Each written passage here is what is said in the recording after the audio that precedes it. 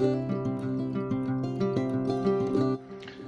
me start tonight by just covering a little bit of the sewing stuff that I've got here. Got originally so I could sew furs, make hats and mitts for myself, because none of the commercially made things keep you warm, even remotely. And I started by sewing by hand, and I'll show you that first. So this is an awl, a hand awl, and you poke it through the material, wrap the thread around it, pull it back, push it back through again, wrap it again. It's a one step at a time, very slow process.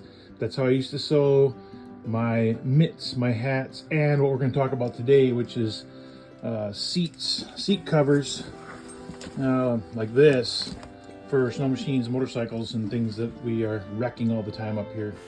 The project I want to talk about specifically here on this video is the redoing of the seat on this Scandic, 1998 Scandic, one of my favorite Snowgos.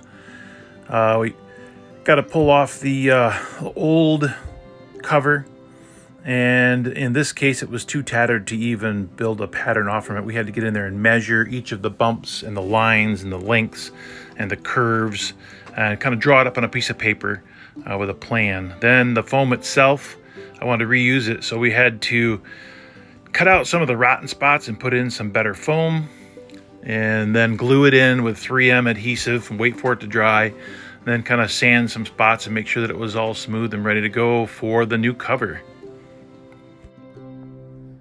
So one of my other videos is going to cover the businesses that I started with my children. My son, my middle son, and I together went in on this Texo 402. It's made for sewing fur, but basically what it is it's an awl that goes back and forth and sews it all automatically. The little arm comes around and grabs it and sews it. I'm going to sew a couple pieces together here just so you can see it work. So first thing you're going to do is put the two pieces of, in this example, upholstery together with the finished pieces touching each other and the parts that are going to be hidden out. As you can see, I've clamped them in there and pulled the string just like any other sewing machine. You got to make sure the tension's right and that it's all ready to roll. I'm just going to push the lever on this. Here it goes. Just putting those loops in just like I would by hand, but it's doing it automatically. Of course, if I was paying better attention, I'd be lining this up a little bit better.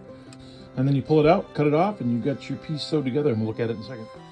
So there you see, you've got the piece sewed together. Open it up, spread it apart. Got your nice seam. Like I said, I use that for fur sewing, but it works great for my upholstery projects, for my snow machine seats, like this repair project we're looking at today. Here you see the finished product, stapled on the bottom underneath, tightened down and ready to reinstall on the Snowgo. And that'll be it for the repair on that Scandic seat. It turned out great. Really like that project. Hope you guys have a great day. Please do remember, like and subscribe.